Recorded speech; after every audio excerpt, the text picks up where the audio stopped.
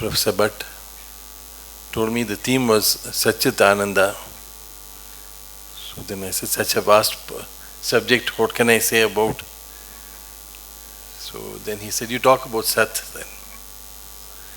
So I told him that I would talk about Sat, but I would talk in my own way about how, because I am a disciple of Sri Sadguru Swami and Saraswati, who said that philosophy and knowledge of the Shastras should transform you, otherwise it was no use.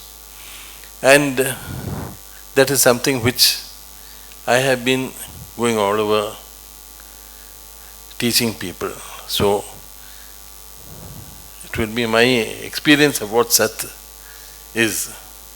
So normally when we think of Sat, we think of the most famous expression about Sat, Ekam Sat, Vipra Bahuda Vadanti. And I always say that if it wasn't for that statement and the statement of Sri Bhagavan in the Gita, that ye yathamam prapadyante, in whichever way men seek me, in that way I fulfill them, India would not be in such a special country, welcoming all religions, welcoming all ideas of thought. But then Sat is also reality.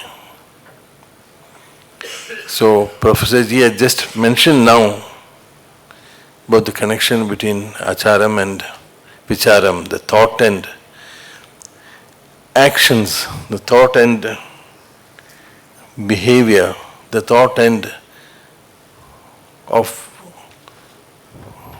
which we are connected to and what we are doing. My Guru also used to tell us, you can't pray to Krishna in the morning and go outside and behave like Kamsa. So, we must really connect with Sat, with the reality, if we are going to really experience it.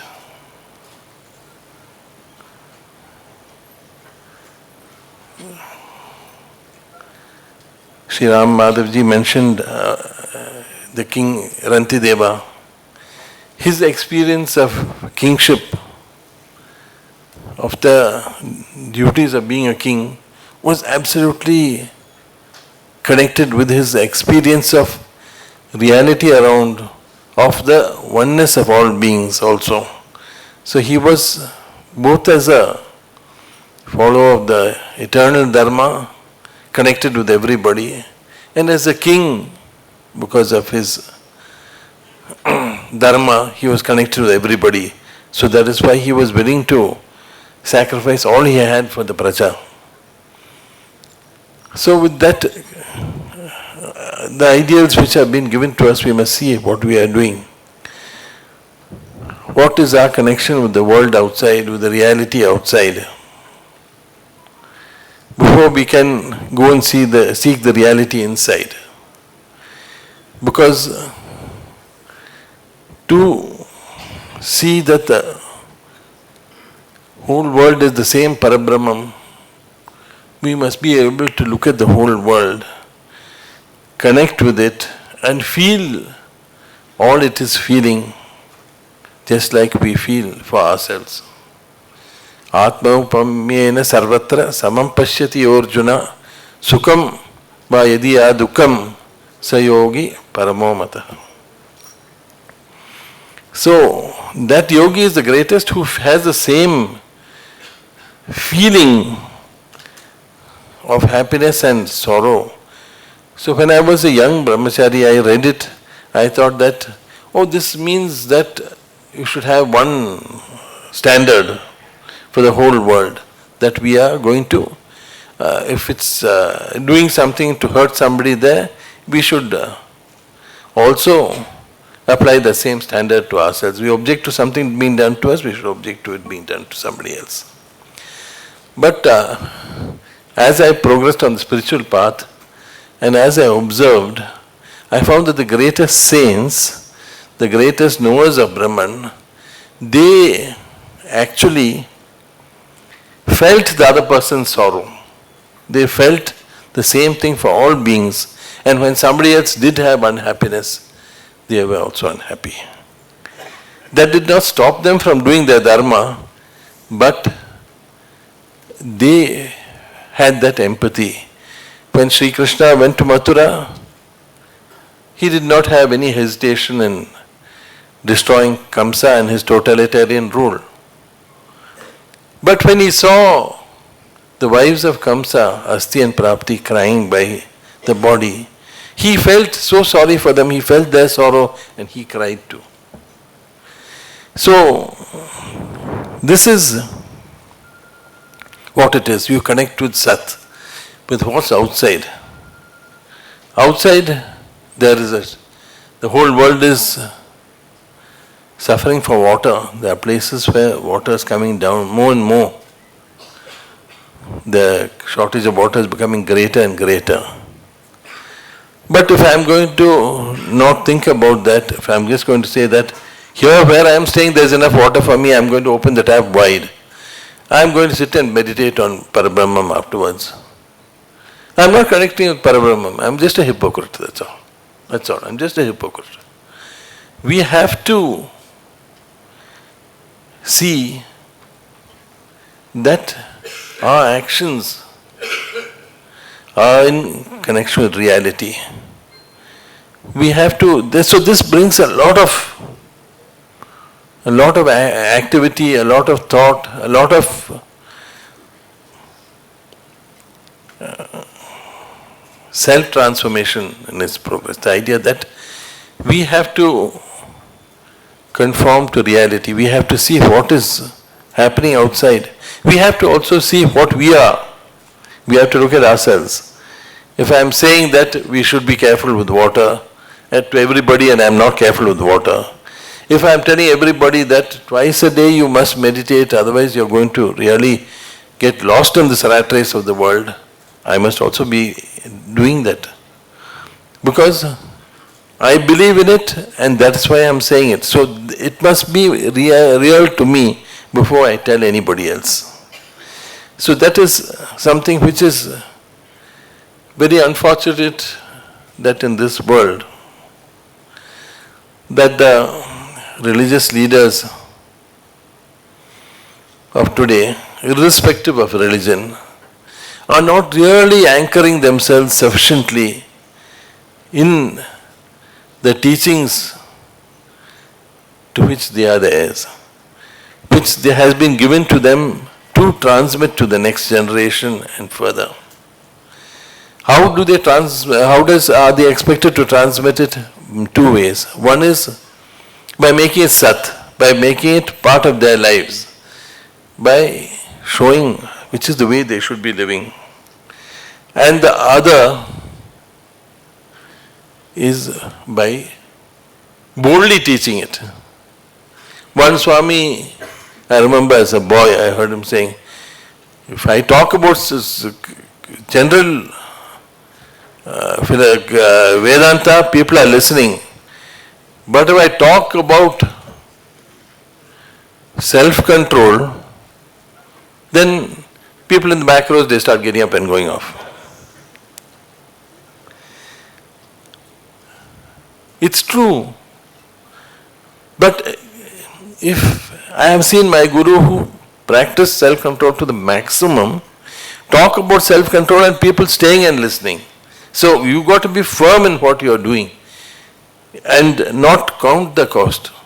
If it means that when I go to a college and ask young people to avoid tobacco and alcohol, and when I went to one place and spoke, the children, many of the young people were openly making fun, many of them were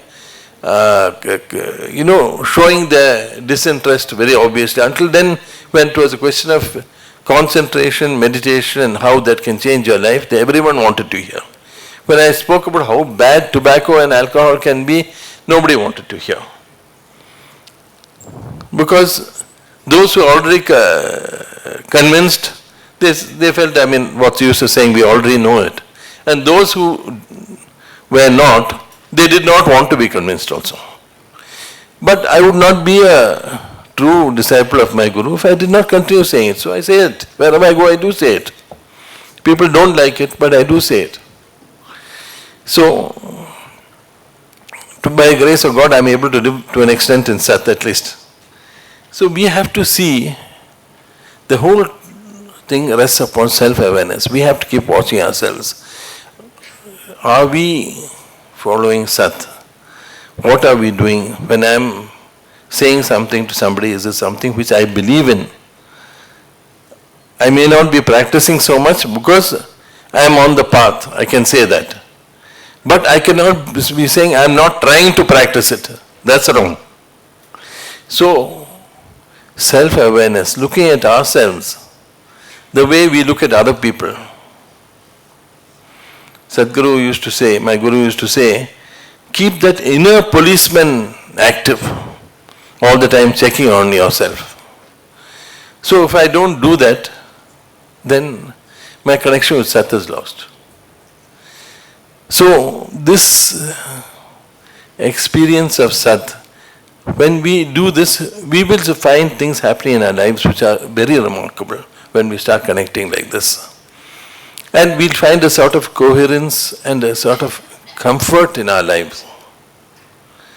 So this is something which is worth trying to do, connecting ourselves, our lives with Sat.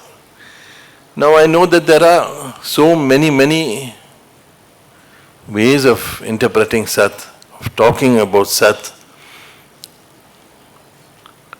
But this is something which is the aspect of Sat in a dynamic form. So we say Satyameva Jayate Nanritam.